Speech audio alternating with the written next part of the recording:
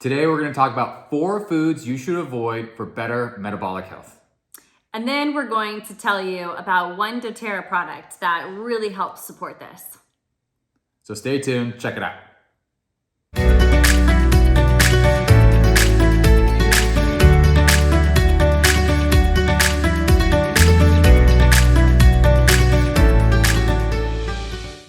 Welcome to the Home Base Podcast. My name is Damien. And I'm Jenna. She talked for me.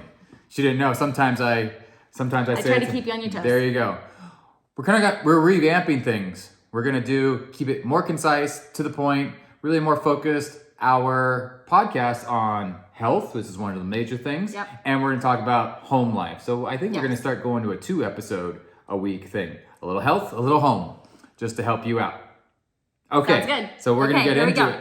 4 foods to avoid for better metabolic health. Now, before we get into the 4 foods, because we gotta tease you a little bit, what is metabolic health? Oh my goodness. So, metabolic health is, how do we sum it up into one sentence? So it's just you don't have to sum it up into one sentence. Okay, just right. give, 30 seconds. Okay, so every time we eat a food, let's say, we'll just talk about, since we're talking about foods today. So we eat a food, goes into our body, and it's converted into energy. And so we can use glucose for energy, and we can use ketones for energy. The thing we want to be able to do is we want to be metabolic flexible, and we want to be able to use glucose and use ketones. The problem I've never heard this verbiage at all. You've never heard of metabolic flexibility? No, never heard. Oh my gosh. You don't listen to the same things I do. No. Or maybe, well, you've never brought it up, or maybe I just don't listen to you. Yeah, it's probably that one. So we want to be able to go between using glucose or using ketones. But the problem is, when we have poor metabolic health, we're stuck in only using glucose. And most of it is because of our food, but there can be a lot of other factors.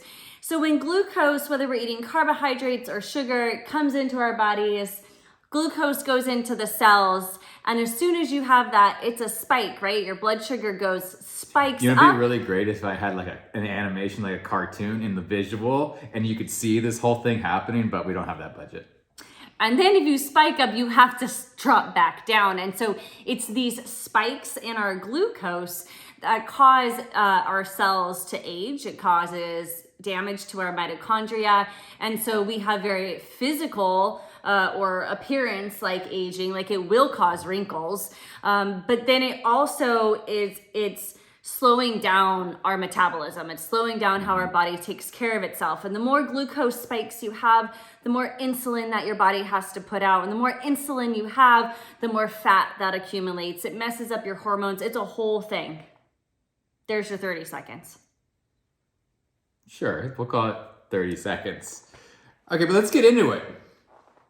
I think, everybody wants better metabolic health, selfishly or vainly, to lose weight, to look better. That's a big thing. But obviously, if you are in look better, like you're thinner, typically, and you're going about it in a healthy way, you're not, snorting cocaine to do it and starving yourself. No. You will be healthier. Right. And we all want to be healthier, because if we're healthier, we feel better. We can do more. Right. And we feel better about ourselves. Right.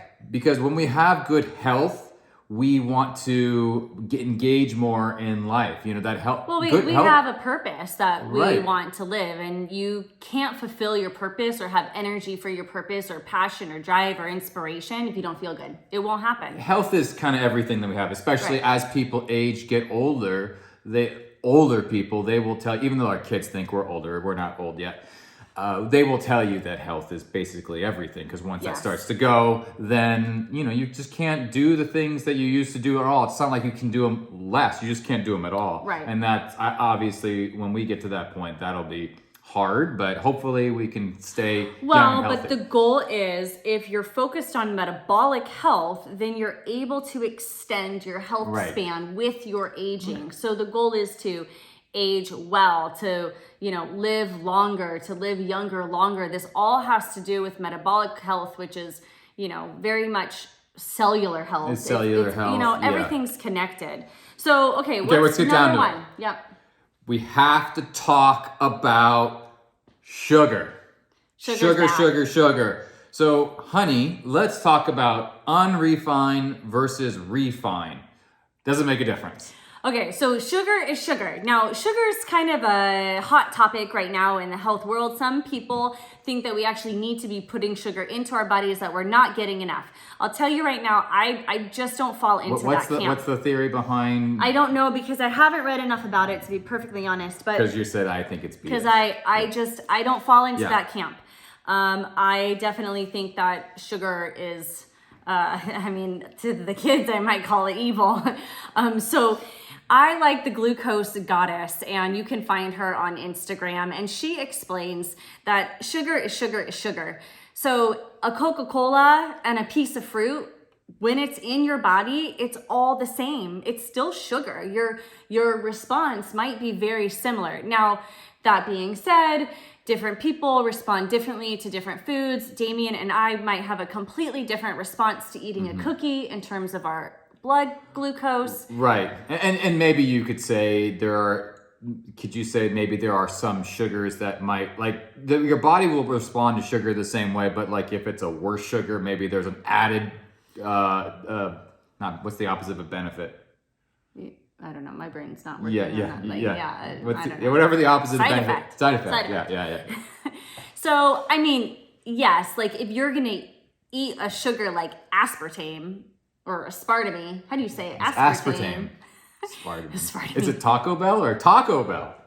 So, that's going to do other kinds of cellular damage because it's not actually a real food. So, of course, eating a real piece of fruit, you're going to get the fiber with it. You're going to get phytonutrients with it. There are other aspects, like berries are great. Berries are a great fruit. A banana, on the other hand, has such high sugar content that I think it rarely should be eaten.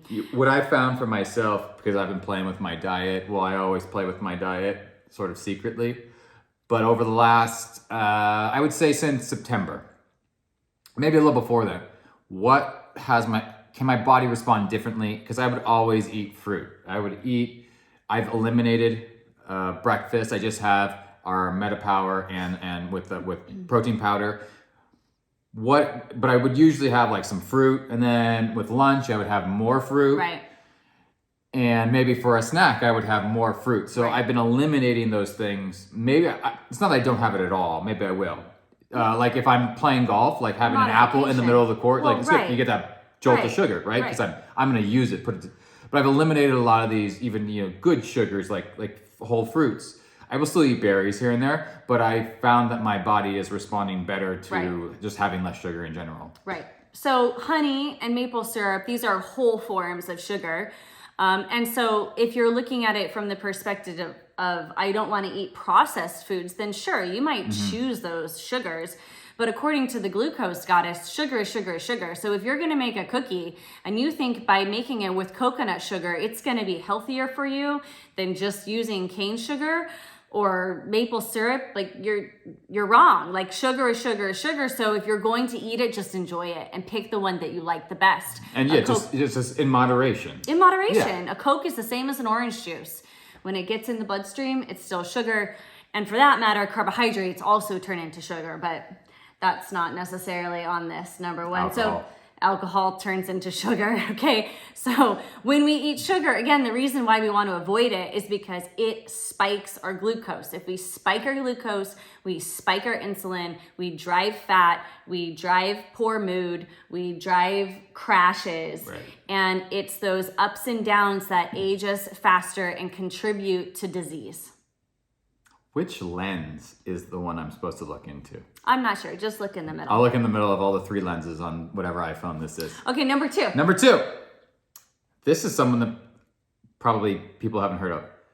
Naked carbohydrates. Okay, so number 2, don't eat naked carbohydrates. Okay, well, what are naked carbohydrates? This is another one that I think is fabulous from the Glucose Goddess. She is not the one that coined this term. I talked to our functional doctor about it several years ago because Micah has insulin resistance. And it's a hard thing for him to do, but I think that it's quite easy. So just don't eat a carbohydrate by itself, or don't eat sugar by itself. If you're going to have an apple, have a handful of walnuts first.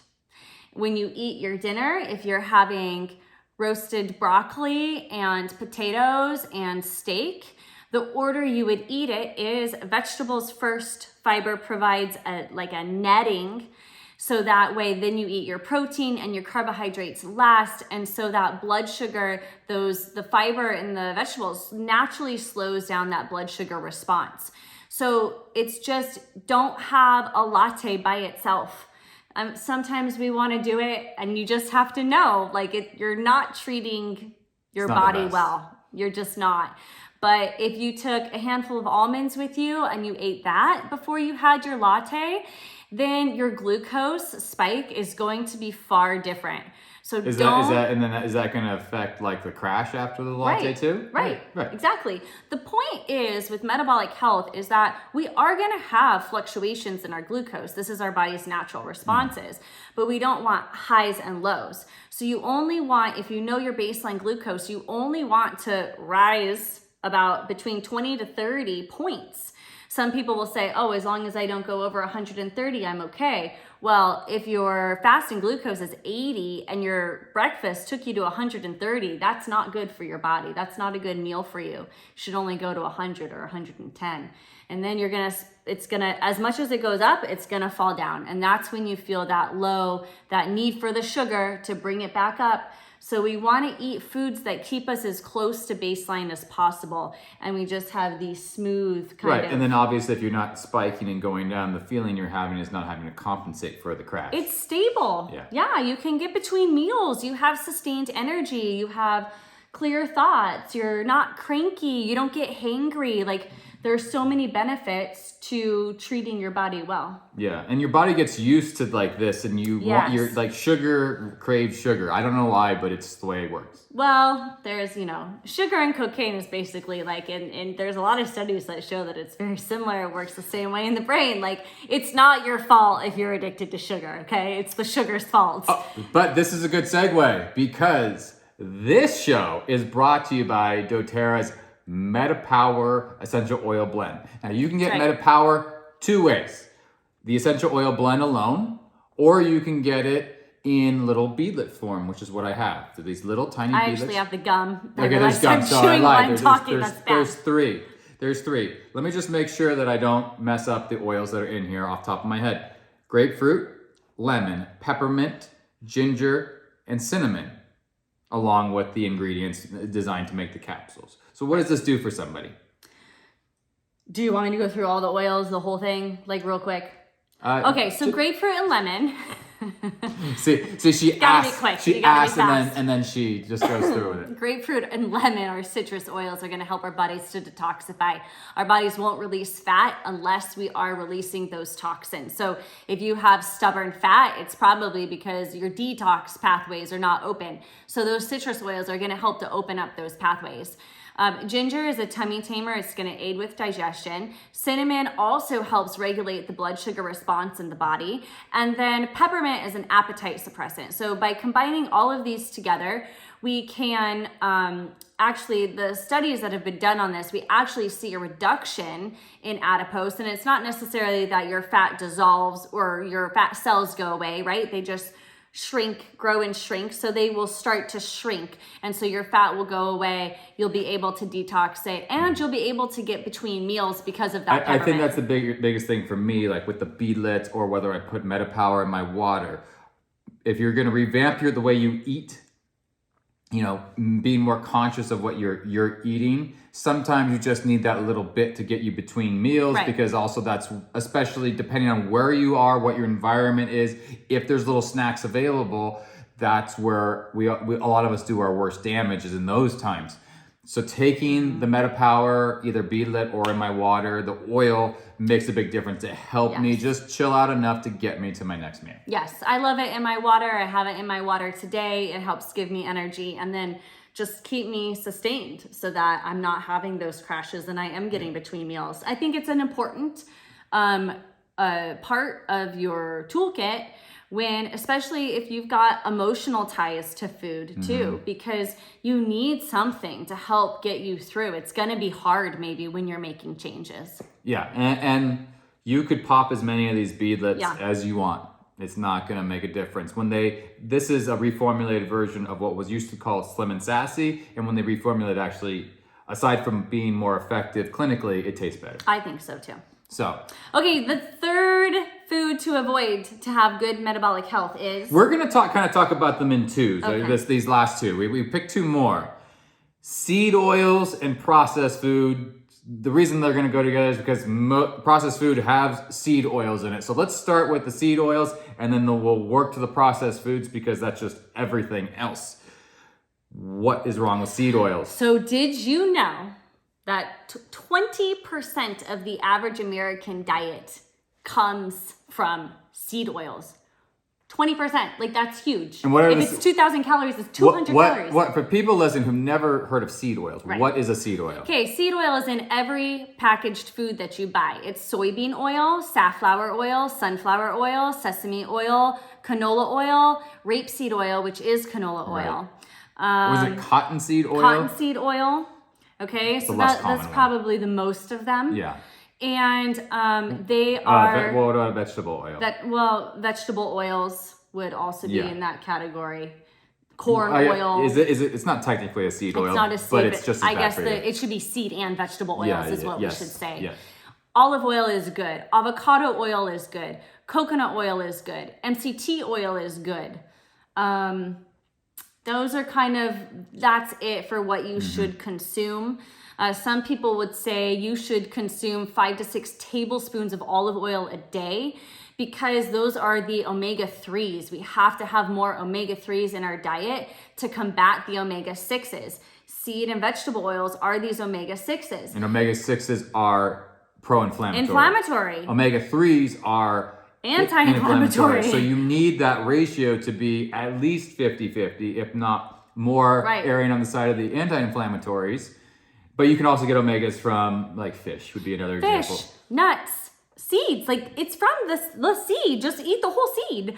And a high quality supplement. Of course, doTERRA has one, but to get more omega-3s is really important to combat how many omega-6s most people consume. And the problem with these seed oils is they were introduced, I'm reading this book right now, it's called The Obesity Fix. He's got a lot of studies in there. I can't remember exactly when they were introduced though, in the 1900s, but that's 100 years. And so they introduced but they became more prevalent. I don't know if it's somewhere in the last 30, 40 years because we want low fat. Okay. Right. Butter is bad, margarine is better. Okay, don't fry things We stopped using tallow, beef tallow. beef rendering. You're gonna use vegetable oil. It's better for you. I don't know any conspiracy theories behind the whole thing. It's just cheaper. It's just cheaper to produce. And at the time they thought that beef fat made us fat and contributed to heart disease, when in fact, the reduction of beef fat and some cheeses and stuff, but the increase in seed oils is what actually has been increasing. We've seen increase in heart disease and obesity. Well, just look at pictures from the 70s and look at them now. Like a picture of the beach. Everybody's going to be relatively skinny in the 70s, and you look now, everybody is grossly overweight, for the most part. They still were consuming, maybe not to the degree, maybe people were eating more at home, but I think a big part of it was these things were introduced. Well, and then there weren't as many processed foods. So what you're saying is exactly what's in the first part of this book. It's looking at our history and looking at the percentages in obesity and metabolic destruction is through the roof in the last 20 to 30 years. Our children, we have a problem child right now with this particular problem. Our children may not live, they may not outlive us. Yeah, it's the first generation. It's the first generation. And forever. And ever, I think. So we have to take better care of ourselves, and your doctors don't tell you this. They don't get any education in nutrition. I think so. Correct me if I'm wrong, but in a generalization, those seed oils, vegetable oils that we're talking about, your body just doesn't recognize them. They're toxic. They're toxic and they're inflammatory. And once you've got inflammation in your body, now you're susceptible to disease.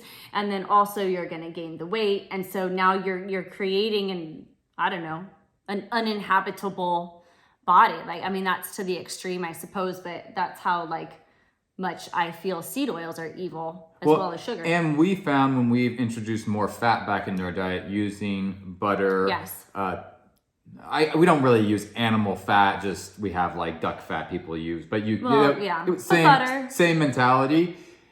But having a diet that has a little more fat, like good fat, it fills you up. Yes. So you will eat less, you'll be more satiated. Right. And so when we take away the protein, like we take away animal proteins, let's say, then you're not as full longer. Like this morning, we had our son eat 8 ounces of beef and 2 eggs.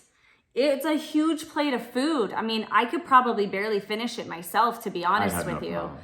But you're gonna feel full. So if you're not eating that way, you're gonna get hungry sooner, and you're gonna fill it with more garbage and food that is not nutritious. So seed and vegetable oils turn our foods into something that is no longer nutrient dense. Now it's full of these toxins that, Well, so now we move into processed foods. Yes. So with processed foods they're all gonna have these oils in it, plus a range of, a lot of times, chemicals that your body also cannot handle. Right.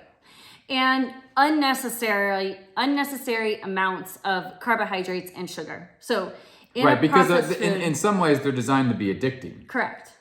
So that's the problem with processed food, because now you have all of these things in one, and they're created to be like this book, The Obesity Fix, calls it's hyper palatable, so that you overconsume, because they want to sell more product, right? And so, you can take, even if it's a healthy chicken nugget. I mean, we buy them. Sometimes we need help. Like, I'm not perfect all the time either, you guys. I'm not telling you not to feed your kids macaroni and cheese. And the kids have trouble. They don't want to eat anything.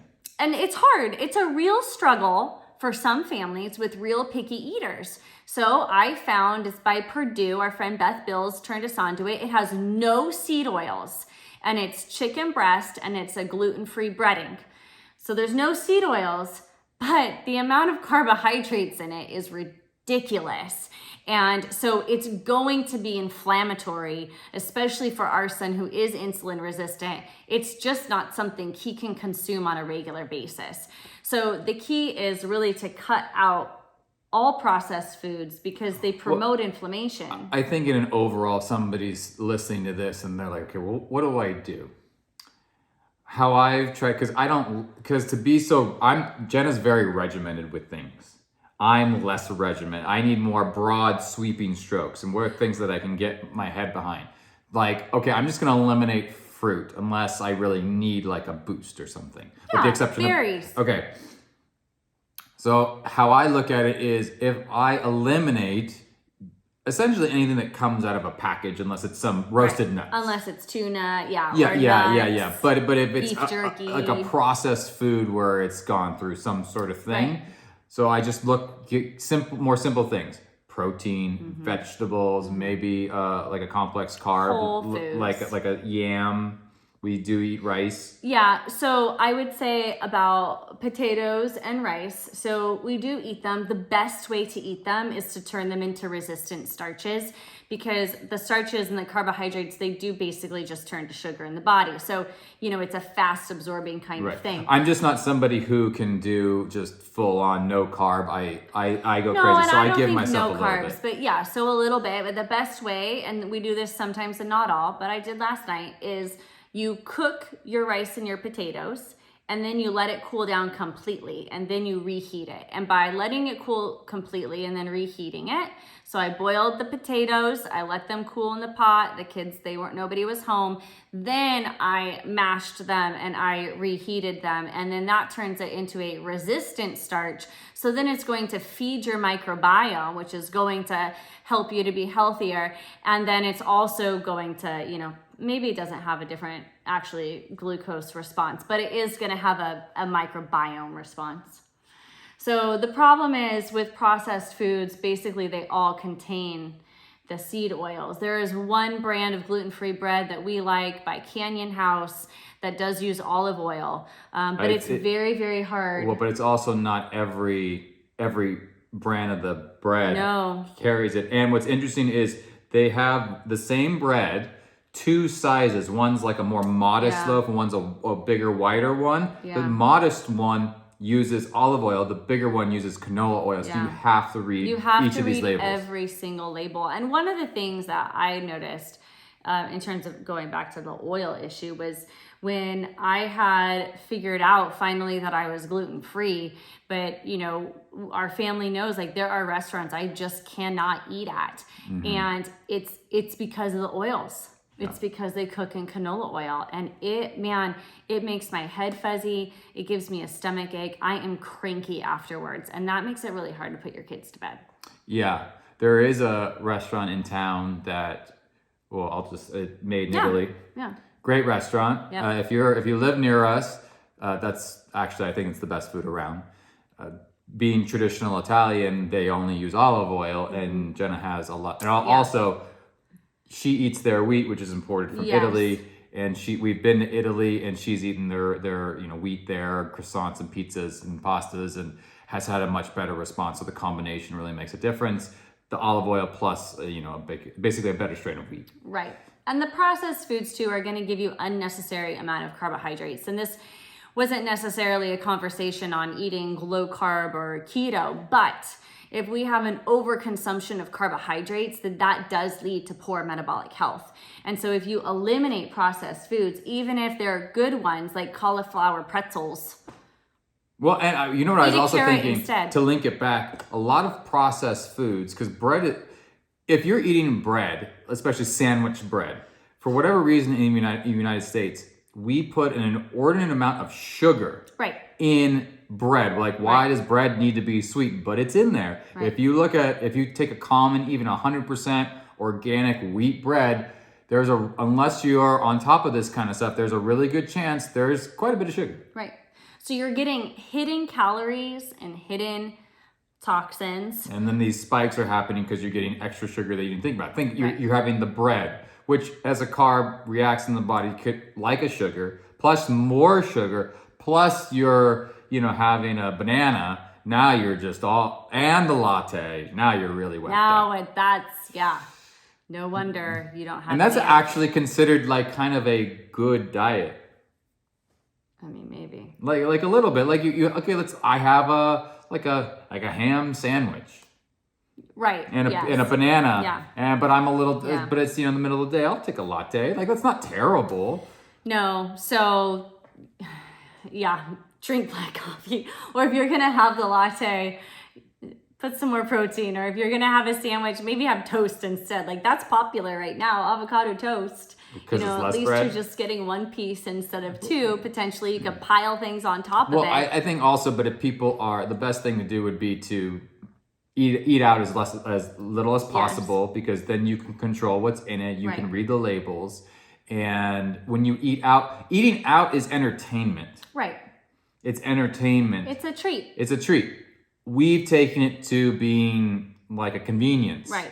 But it's not really its intention. It's supposed to be a grand treat. Right. If you go into the home and now you're reading labels and you're doing your due diligence, it is a process. It's not like you have to go and just eliminate all these things. But the more you chip away at it and you have some knowledge about it, now you can have an informed decision on how you eat. You can make better choices. Yeah. Like this morning, we let them have, in the obesity fix, it lets you eat dark chocolate for breakfast. I'm like, all right, that's a treat. Some beef and some dark chocolate for breakfast.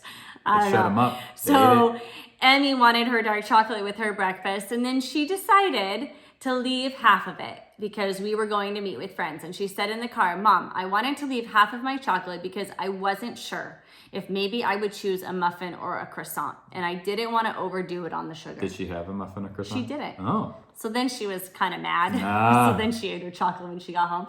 But she was making a choice, right? Yeah. So it's not even necessarily that you have to, eat some super restrictive diet. Maybe that's, that's not right for you right now, but that you can make better choices and you can choose. I'm going to have toast for breakfast, so I'm not going to have a sandwich for lunch.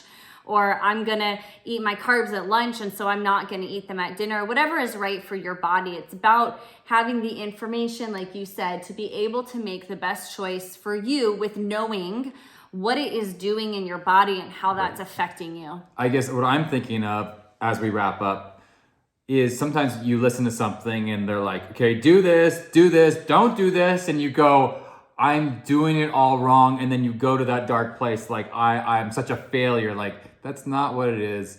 Life is a process. The fact that you're listening and trying to get better is a big deal.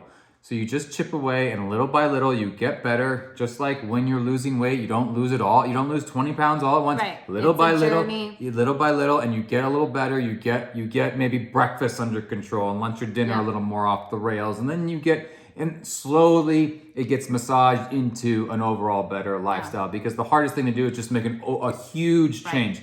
Just make the changes that you can basically handle at once. Right. Then you get comfortable with that, and you go, oh, I can make a couple more or one more. And then you keep going, and eventually in a short amount of time, you're somewhere. Right, exactly.